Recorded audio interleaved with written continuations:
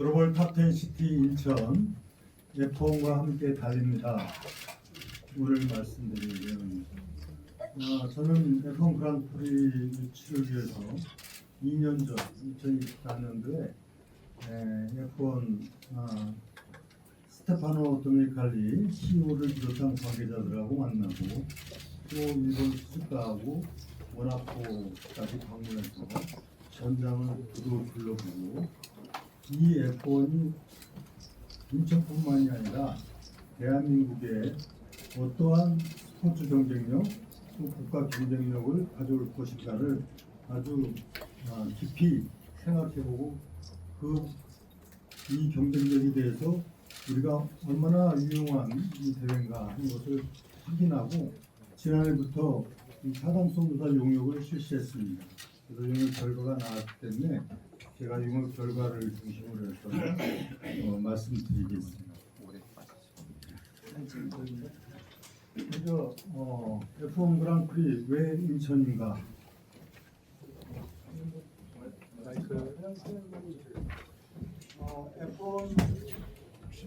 F1은 올림픽, 월드컵과 함께 세계 3대 메가 스포츠다가 일컬어지고 있습니다.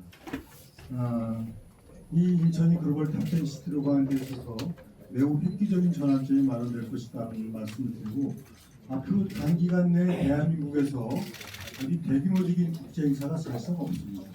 그래서 인천이 바로 대한민국 스포츠의 국제적 위상을 높일 수 있는 결정적인 기회가 될 것입니다. 이 F1 그랑프리는 현장 관람객이 대평균 약 25만 명에 이르고 있고 전 세계 시청자들과 약 15억에 이르는 그야말로 메가 스포츠입니다. 인천은 이를 통해서 도시 브랜드의 글로벌 마케팅 기회를 갖게 되는데, 모든 이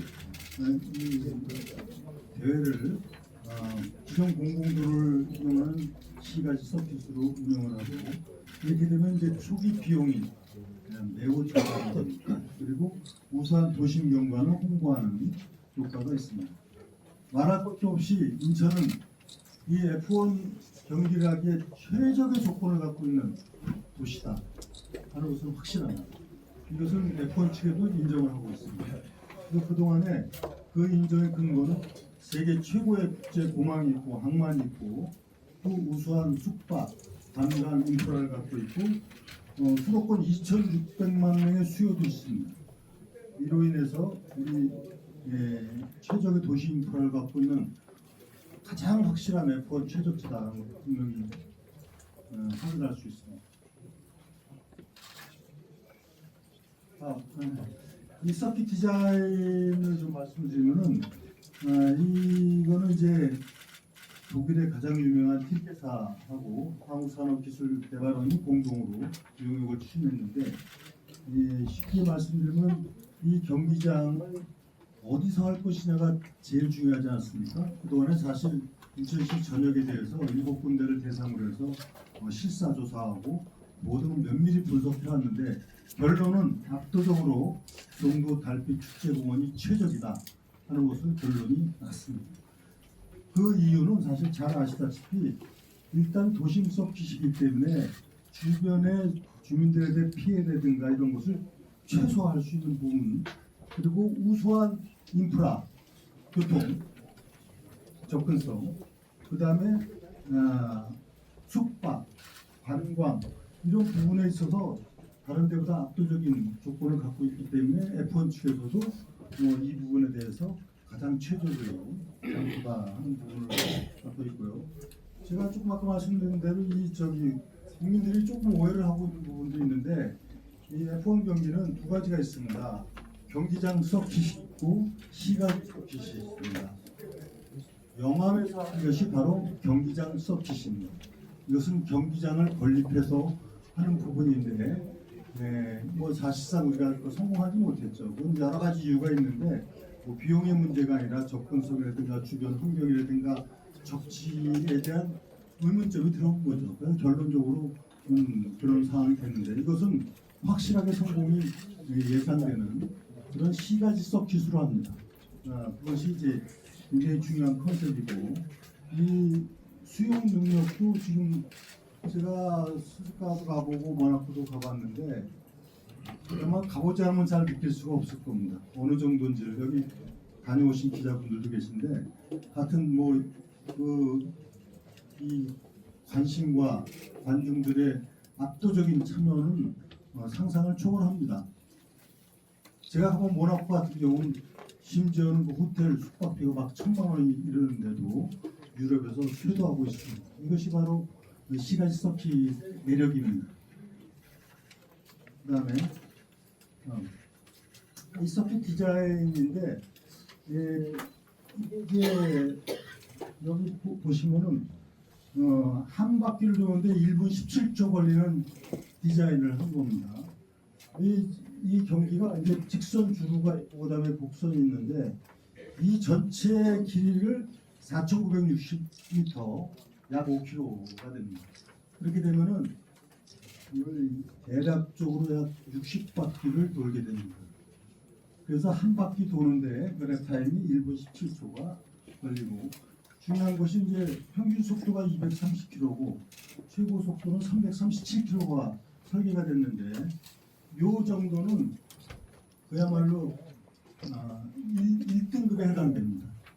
굉장히 최적의 조건을 갖추고 있습니다. 예를 들면 모나코 같은 경우는 아주 시내에서 하는 거예요. 시내에서 하기 때문에 이 굉장히 어려운데도 엄청난 모나코의 경제력이라든가 이런 가치를 창출하고 있어서 있는 걸 비교한다면 최적의 서킷 디자인이 그려줄 수 있는 그런 조건을 갖고 있다 했습니다.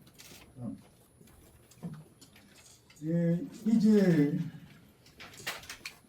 전체 디자인을 보면은 이게 좀 현장감을 가지셔야 되는데 여기 이제 회색으로 되어 있는 것이 레이싱 코스가 되고 레이싱 트랙이라고 했죠. 그 다음에 이 패독이라고 하는 것은 이 밑에는 이게요. 차량이 11개 팀이 참여해서 22개 자동차가 레이스를 하는데 이 자동차가 너무 속도가 크기 때문에 이제 바퀴를 바꿔 끼입니다. 그래서 이 밑에는 이 바퀴를 바꿔 끼는 그다음에 주유, 정비 이런 게 차량 한 대당 약 100명이 따라 붙습니다. 그리고 정말 보면 깜짝 놀랄 일들을 많이 목도로 하는데 제가 재미난 얘기를 하나 해드리면은 이게 0.몇 초를 다투기 때문에 차량이 여기 들어와가지고 이제 바퀴를 갈아 끼입니다. 바퀴를 갈아 끼는 시간이 무려 1.8초 만에 다 바꿔 끼입니다. 그러니까 참 제가 사진을 다 찍어 왔습니다. 그래서 요게 이제 밑에가 되고 위에는 이제 VIP 관람석 굉장히 고가입니다. 그리고 중간중간에 이제 관람석도 있는데 이게 대표적인 관람석이 되고 이 팬존이라고 하는 거는 경기장 주변에 이제 시민들을 위한 다양한 시설이 설치가 되고 이런 구도로 돼 있다는 말씀을 드립니다. 그리고 이게 이 지역이 이제 경우에 따라서 관람과 숙박이 가능한 그런 시설을 할 수가 있습니다. 이 피트 빌딩이라는 게 아까 말씀드린 경제성, 재무성 분석이 중요하죠. 이 용역 결과도 경제성 분석은 1.45로 아주 양호한 것으로 나와 있습니다. 즉 비용 대비 편익이 충분하다 하는 것이 나와 있고 재무성 분석도 실질적으로 이 사업자가 할 때 수익성 이런 부분도 이를 넘는 수치를 보여주고 있습니다. 잠정적으로 보면은 참고적으로 이 F1은 경기를 하면 일단 5년을 하는 걸 원칙으로 하고 보통은 10년 이상 합니다. 그렇기 때문에 이게 일회성 경기가 아니고 대회가 아니고 계속적으로 하는 거는 매치업 여건에 따라 달라지게 됩니다. 5년을 하는 거를 기준으로 할 때 이제 매출이 1조 1297억이면은 비용은 1조 390억이 여기서 나오는 이 수익성 지수가 분명하게 나온다. 그래서 결론적으로 영역별과 경제성이나 수익성, 이 재무성 분석에서 모든 조건을 다 충족하는 결과를 도출에 나왔다 하는 말씀입니다. 이거 뭐 말할 것도 없이 실질적으로 직접적인 효과는 뭐가 있겠습니까? 이슈성이 있기 때문에 이 사업자는 어떻게 보면 프로모션을 이제 하는데 그 프로모터들을 이제 참여를 하게 됩니다. 이거는 이제 여러 가지 방식을 앞으로 정해서 할 텐데 이 프로모션들은 수익성을 보고 하기 때문에 뭐 이걸 저희는 이제 충분히 가능한 거로 판단을 하고 있고 그렇게 했을 때 그 실질적으로 지역의 이런 경기장 수입과 관련한 것 말고도 잠정적으로 관광 수입만 5,800억 그리고 고용 효과가 4,800명 물론 이걸 이제 공용과 연계시켜서 이 소위 말하는 K컬처하고 연계되는 이런 문제 등등이 다 있는데 이 중요한 거는요 사실 이겁니다. 이게 180개국의 TV 중계를 하는데 약 15억 시청자입니다. 그리고 30만 명 이상이 현장에 오게 됩니다. 이로 인한 인천의 브랜드 가치가 엄청나게 높아진다는 걸 참고로 말씀드리고 라스베가스에서 몇 년 전에 했는데 거기서 발표한 게 1조 원이죠. 경제적인 그게 발표됐고 그랬는데 세계의 아주 유명한 도시들이 바로 이 F1 그랑프리를 통해서 그 도시의 경쟁력을 높여나가고 있고 또 지역 경제라든가 또 관광 활성화라든가 이런 걸 통해서 도시 브랜드 가치를 높이고 있다 이렇게 이해하시면 될 것 같습니다. 한가요? 네.